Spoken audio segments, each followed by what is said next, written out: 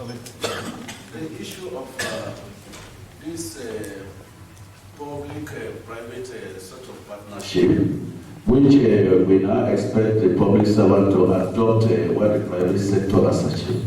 But we have times without number argue the kind of environment the private sector works and the kind of environment the public sector works are a little bit different. For example, as a public officer, I'm accountable to Parliament.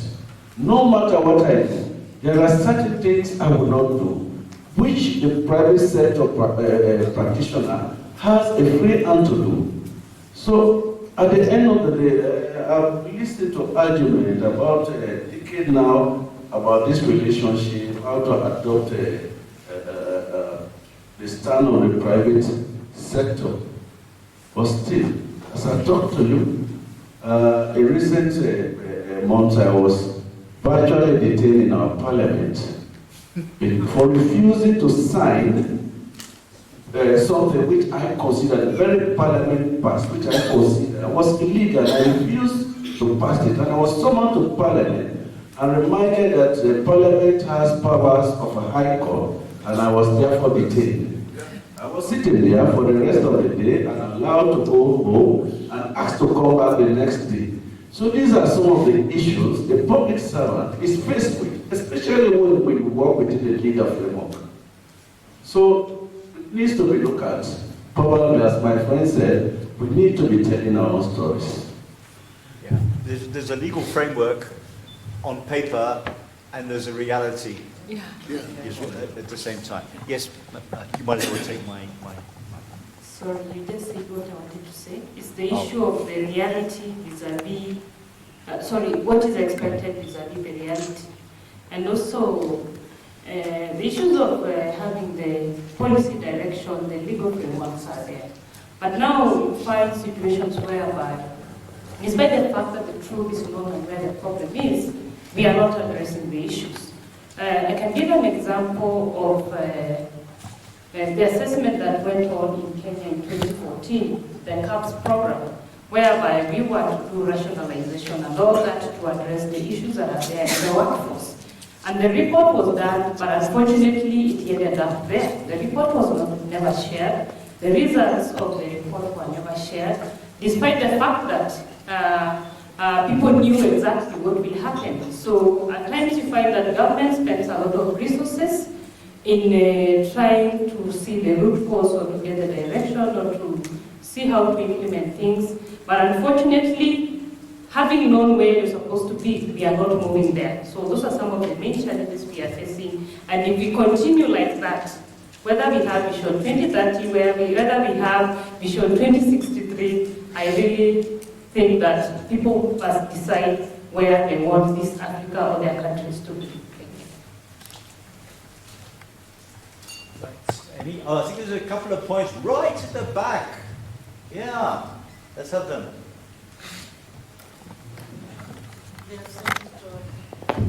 Thank you, Chair. Chair, it's a very exciting discussion that's going on.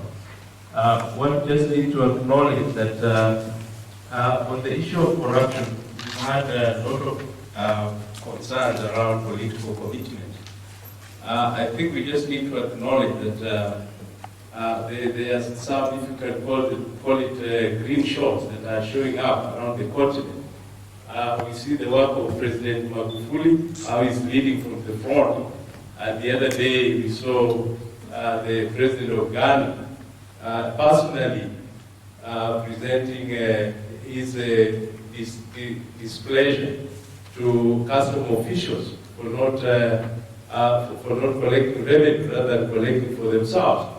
And this leads me to our discussion this morning. Our colleagues from Ghana, I don't know if they expand on that, they say they have introduced systems where if, because one of the weaknesses that we were addressing was laxity in the public service and lack of performance as well as consequence management. But according to them, they have introduced a system where if you fail to do anything or lateness, you have to face certain consequences, and that includes being fired. Now, I don't know how that is working, because there are also some political dynamics around that. Can that system be transported to any other country as a best practice? Does it work? Are people being fired? That's something we want to write for. Thank you.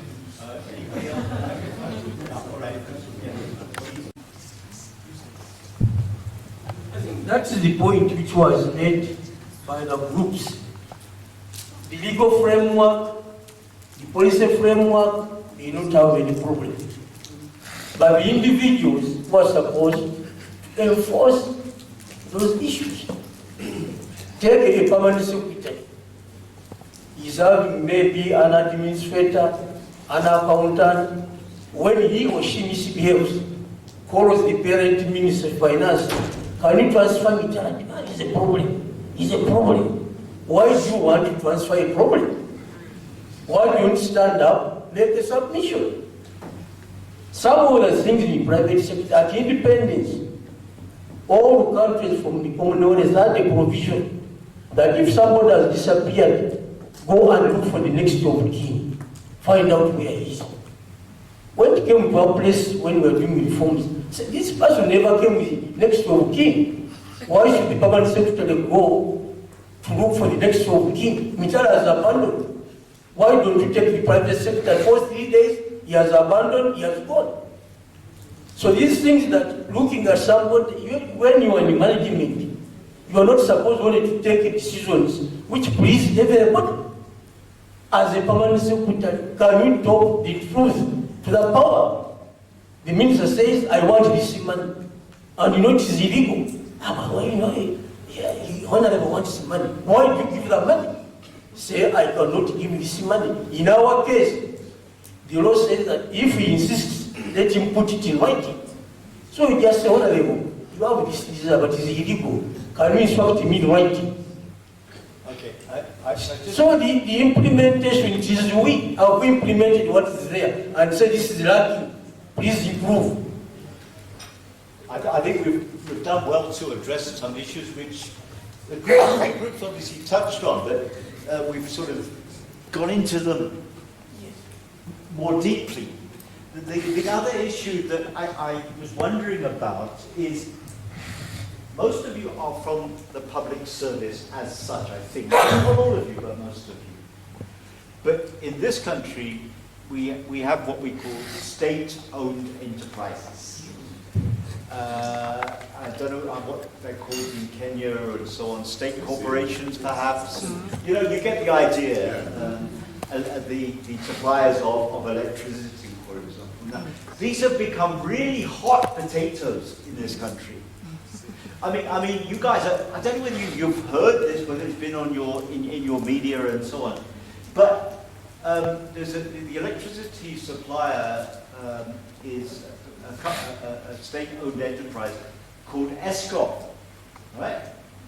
Now, I might have got this wrong. Those of you from South Africa can correct me because it's very confusing. But the minister decides that the chief executive must go. The chief executive goes into Parliament. The chief executive leaves Parliament, asks to be reinstated. The board of ESCOM reinstates this particular person called Monifi, by the way, Brian Monifi, in case you come across his name. Then Brian Monifi comes back. But then the minister says, no, actually, this is an invalid appointment, and Brian Monifi is not going to be the chief executive of ESCOM, but we're going to appoint an acting chief executive. I've got that more or less right. It's a very chaotic story. But what I mean is, you've got a guy who goes into a job, he's there for 2 weeks, he's gone. Somebody else comes in, he's there for a month, then he's gone. Then the other guy comes back. I mean, it's chaotic, and it's chaos for both the electricity supplier themselves, obviously, but it's also chaotic in terms of human resource management, because the system is clearly not working, where it's possible for people to come in, go out with such bewildering frequency. You know, so that's perhaps another issue.